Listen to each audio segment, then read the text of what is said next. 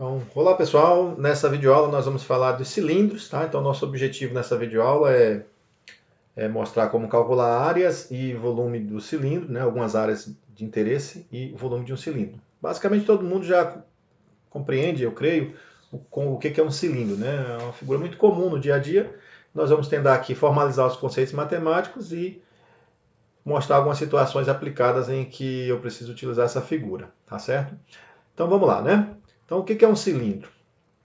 Você imagina um plano alfa qualquer, e nesse plano alfa você coloca um círculo. E você vai, digamos, pegando todos os pontos desse círculo e levando com uma reta diretriz para um plano paralelo beta, similar ao que nós fizemos na aula de prisma, tá certo? Então, o sólido tridimensional que vai ser gerado nesse procedimento é o que nós chamamos de cilindro. Então, o cilindro, de certa forma, ele tem uma definição bem parecida com a definição de prisma. No entanto, a base de um prisma é sempre um polígono, já no caso do cilindro não, a base é sempre um círculo. Existe também, obviamente, normalmente usado em matemática já mais avançada, cilindros onde a base não é necessariamente um círculo. Você pode ter regiões cilíndricas sem que a base seja um círculo. Mas no caso do ensino médio, o cilindro sempre vai ter base circular, ok? Então nós não precisamos nos preocupar com essa definição mais avançada. Então no cilindro nós vamos identificar as bases, que são idênticas e são dois ciclos, estão nos planos paralelos. Tem o eixo principal, que basicamente é você ligar uma reta nesses dois pontos, nos dois centros das bases, né, no centro de cada base. Um outro elemento importante também é a altura do cilindro, né? A altura do cilindro. E o que é a altura do cilindro? A altura do cilindro é a distância dos dois planos que contêm as duas bases, né? O ângulo formado pelo eixo principal e o raio, ele vai definir, de certa forma, uma característica do cilindro, se o cilindro é reto ou oblíquo. Nesse caso, como esse ângulo é diferente de 90 graus, esse cilindro é oblíquo, ou seja, é um cilindro tortinho, né, com uma certa inclinação. Um elemento importante é o raio da base, porque ele determina, de certa forma, o formato desse cilindro. A altura do cilindro será importante. E esse outro elemento aqui, essa linhazinha que fica na superfície do cilindro aqui, né, unindo dois pontos que passam nas duas circunferências das bases paralelo aqui ao eixo principal, é chamado de geratriz. A gente vai tentar explicar melhor até um porquê desse nome quando a gente for mostrar o cilindro de revolução. Mas essa linhazinha aqui é chamada de geratriz, né? Bom, então esses são os principais elementos de um cilindro. Então, o cilindro é como se fosse um prisma de base circular. E, obviamente, é até mais tranquilo, porque você não tem variação nas bases. A base é sempre um círculo, né, quando nós estamos falando de figuras tridimensionais que são trabalhadas no nível médio. Tá? Bom, então, existe essa definição que parece até ser uma redundância, cilindro circular reto. Né? Well, todo cilindro não é circular, professor? Como eu falei, a gente pode generalizar o conceito de cilindro para regiões, não necessariamente que seja um círculo. Mas não é o caso do ensino médio, tá certo? Então, isso de certa forma não é tão redundante. Nós vamos chamar de cilindro circular reto ou cilindro de revolução, o cilindro que tem a seguinte característica, pessoal. Na maioria dos concursos, na maioria dos problemas de vestibulares ou de concursos públicos, ou de problemas aplicados também, né? O cilindro normalmente tem esse formato. É o cilindro reto. Nesse caso, a altura vai coincidir com a geratriz, tá certo? O eixo principal ele vai ser perpendicular aos planos das bases e a altura vai ser igual à geratriz. Esse cilindro, embora seja o mais elementar, ele é o mais aplicado. Se vocês observarem, né, as pessoas normalmente trabalham em construções, uma manilha de esgoto, uma piscina, uma lata de óleo, normalmente não é inclinada. Né? Ela tem esse formato de um cilindro circular reto. E por que nós chamamos isso também de cilindro de revolução? Nós vamos ver aqui mais à frente. Né? O que é um sólido de revolução, na verdade? Né? Do ponto de vista geral, a gente poderia fazer só uma aula trabalhando sólido de revolução, mas vamos mostrar aqui o cilindro de revolução. Todo sólido de revolução é o sólido que é gerado a partir da rotação de uma figura plana em torno de um dos seus eixos, ou em torno de algum eixo de referência. Tá? Nesse caso, vamos imaginar aqui um retângulo e uma reta que passa, né, em um dos lados desse retângulo. Nós vamos girar esse retângulo em torno desse eixo, tá certo? Quando a gente fizer esse giro, nós vamos gerar no espaço tridimensional. Então veja, nós estamos girando aqui e está sendo gerado no espaço tridimensional uma figura que nós já conhecemos, agora foi apresentada para vocês, né, que é exatamente o cilindro. E é o cilindro circular reto. Então por isso que esse cilindro também é chamado de cilindro de revolução. Na verdade, um sólido de revolução é um sólido que tem essa característica, tá certo? De ser obtida a partir da rotação de uma figura plana em torno de um seu eixo ou de um eixo de referência. Como eu falei, vou fazer ainda uma aula para vocês só sobre sólidos de revolução, tá certo? Mostrando diversas situações em que um sólido de revolução é gerado. Neste caso aqui, nós estamos falando do cilindro de revolução, que vai ser um cilindro circular reto. Bom, então, um outro elemento importante também dos cilindros, por enquanto a gente está só vendo os elementos importantes, é uma seção chamada seção meridiana. O que é a seção meridiana do cilindro? Basicamente você pega um plano que vai cortar, que vai passar no diâmetro do cilindro, tá certo? E vai cortar o cilindro, digamos assim, ao meio. Quando ele faz isso, delimita aqui no cilindro uma figura, tá certo? Essa figura, claro, pode ser um quadrado ou pode ser um retângulo. No caso de um cilindro oblíquo, provavelmente será um paralelogramo. Mas no caso de um cilindro circular reto, essa figura vai ser sempre um retângulo. Se esse retângulo, né, ele for um quadrado, nós vamos dizer que esse cilindro é um cilindro equilátero. Então veja, surge aqui a palavra equilátero também para classificar cilindro. Antes nós usávamos essa palavra equilátero apenas para triângulo, né? Triângulo equilátero é o triângulo que tinha os três lados iguais. Bom, quando eu falo um cilindro equilátero, eu estou falando de um cilindro cuja seção meridiana dele é um quadrado. E isso tem uma implicação. Como essa figura é um quadrado, significa que a altura é igual ao diâmetro, tá certo? Ou seja, que a altura é o dobro do raio. Então, se você está trabalhando um problema em que o autor fala, considere o cilindro equilátero, apenas nessa frase ele já está te dando um monte de informação, tá certo? Ele já está dizendo que a altura é o dobro do raio, que esse cilindro é um cilindro circular reto. Então, apenas com essa informaçãozinha você já tem muita informação do problema. Por exemplo, se ele te dá o raio, se ele disser o raio é 3, então significa que a altura é 6. Tá certo? Já é o dobro do raio, automaticamente. Bom, então o cilindro equilátero, né, um cilindro reto em que a altura é igual ao dobro do raio. Planificação, pessoal. A planificação do cilindro ela é muito importante para a gente entender o cálculo das áreas do cilindro, tá certo? Então, vamos pegar aqui um cilindro. E o que é planificar? A gente já fez isso quando a gente falou lá dos prismas. Agora vamos falar da planificação do cilindro. É você, de certa forma, pegar e descascar o cilindro, tirar essa capinha que envolve o cilindro, tá certo? Então nós vamos fazer isso aqui, acompanhar a animação, né? Foi feito muito rápido, vou voltar aqui devagarzinho, ó. Mas basicamente você está descascando o cilindro, ó, tá certo? Então você vai ter uma parte lateral, como se fosse aqui uma lata de óleo, se fosse uma lata de óleo daquelas antigas, como se você estivesse abrindo aqui a lata de óleo, né, e, obviamente, destacando aqui as duas bases. As bases são os círculos, né, e a lateral passou a ser um retângulo. Então, isso é importante. Por quê? Quando a gente for falar de área de um cilindro, observe o seguinte, ó, o que é a área de uma base? Ora, a área da base, né, é simplesmente a área de um círculo. E quanto que é a área de um círculo? É πr ao quadrado.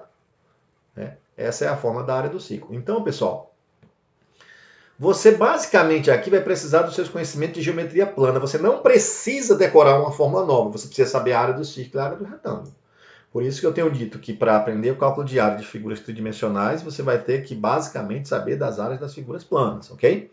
Agora, como é que eu encontro a área dessa lateral aqui, né? Como é que eu encontro essa lateral? Primeiro eu tenho que entender, eu tenho que pensar o seguinte, aqui é H, mas quanto mede esse tamanho, né? Quanto mede esse tamanho, esse comprimento daqui para cá, nesse retângulo? Então eu tenho que observar um pouco de novo a minha animação. Vou aqui voltar na animação e vocês vão observar que esse comprimento, ele vem exatamente dessa circunferência, tá certo? Olha, essa circunferência aqui que está ficando pontilhada, ela é que vai dando o comprimento final aqui. Então, essa linha aqui, na verdade, é o quê? É o comprimento da circunferência.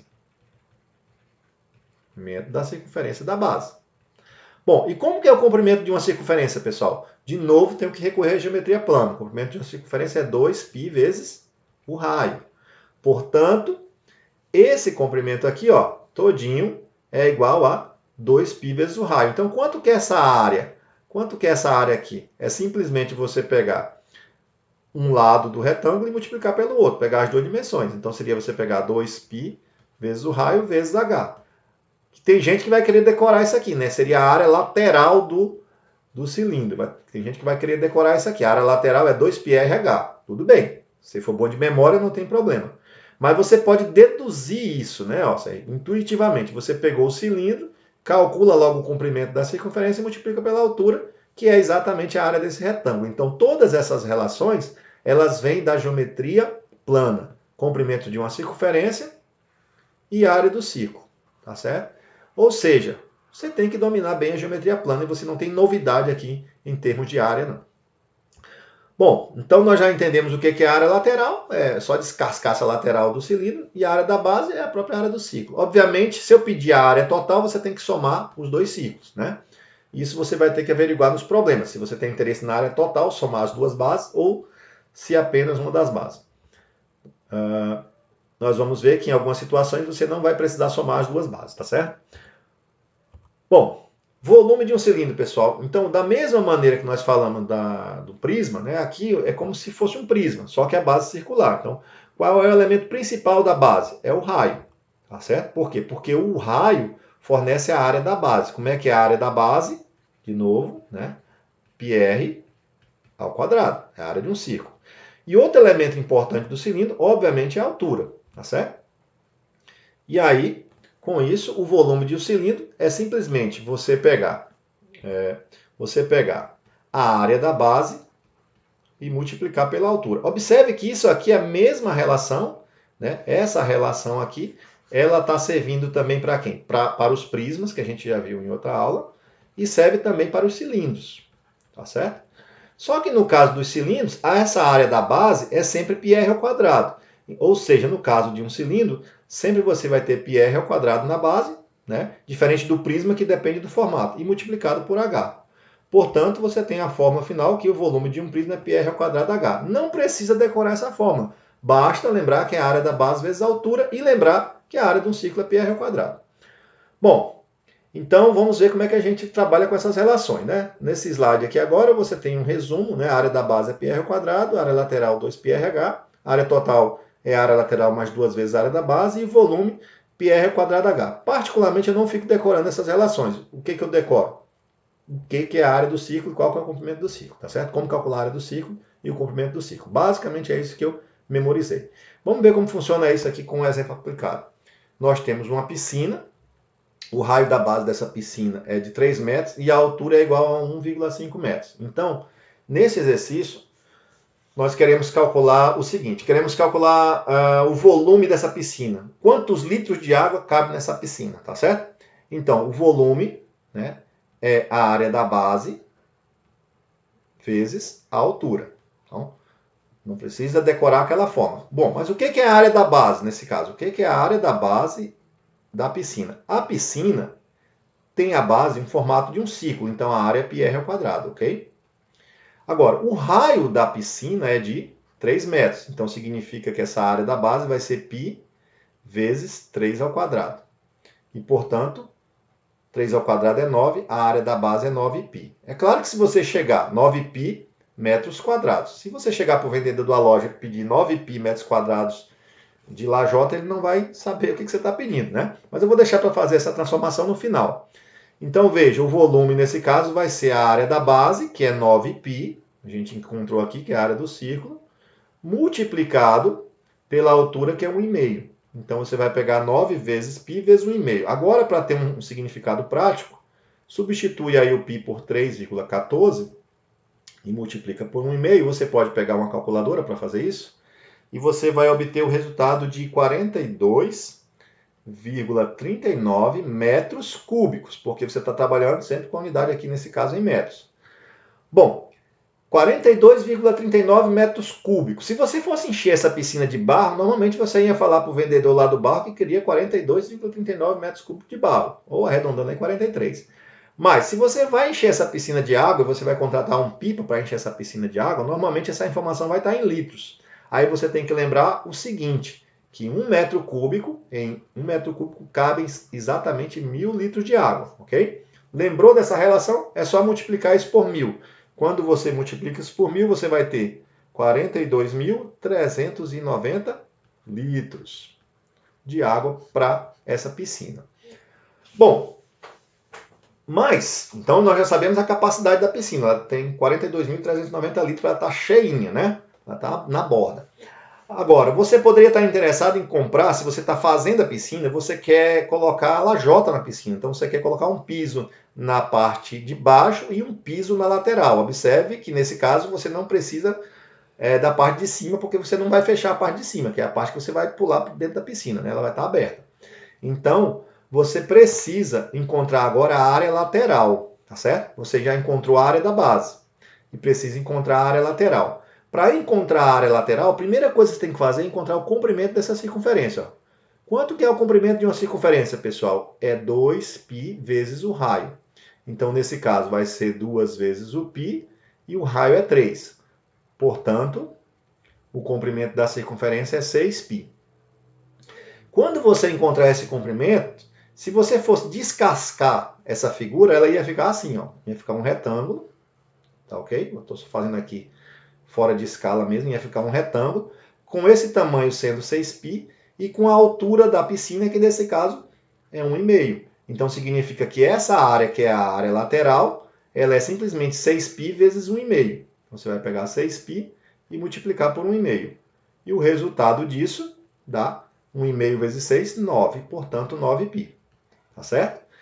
Então, essa é a parte intuitiva. Nós estamos fazendo sem usar a fórmula da área lateral. Quem decorou a fórmula da área lateral, eu particularmente dificilmente vou decorar essas fórmulas, a área lateral é 2πrh. Se você usar essa fórmula, também vai dar certo. Né? Você vai pegar 2π, quanto é o raio? É 3. Quanto é a altura? 1,5. Então, se você multiplicar isso aqui, você também vai ter 9π. Bom, então você encontrou a área da lateral da piscina, que vai precisar de lajota, e você encontrou a área da base. Olha, coincidentemente deu o mesmo valor, tá, pessoal? Não significa que é sempre do mesmo jeito, não. A base precisa de 9π, a lateral precisa de 9π. Então, a área total dessa piscina é igual a 9π somado com 9π. Portanto, a área total é igual a 18π. Bom, mas de novo, se você chegar no vendedor e falar em 18π, ele não vai entender o que você está querendo. Então você pega esse 18 e multiplica por 3,14. Quando você faz isso, você obtém 56,52 metros quadrados, no caso aqui de lajota de piso, que você teria que comprar no mínimo, né? Obviamente você vai comprar um pouco mais, porque tem as quebras e tem os cortes. Bom, nas questões de concurso, às vezes os autores param aqui, né? Colocariam 18π. Né? A mesma coisa para o volume, ele deixaria em função de π. Às vezes eles colocam o π valendo o número 3, tá certo? Para facilitar a sua vida nas contas. Bom, então é isso aí, pessoal. Né? Espero que vocês tenham entendido. Nós vamos, em vídeos futuros, passar para vocês algumas questões do Enem que se utilizam dos cilindros, tá ok? E basicamente a ideia no cilindro, né, no ensino médio, o mais importante você saber é calcular a área e calcular volume dessas figuras, tá ok? Espero que vocês tenham entendido e até o nosso próximo vídeo.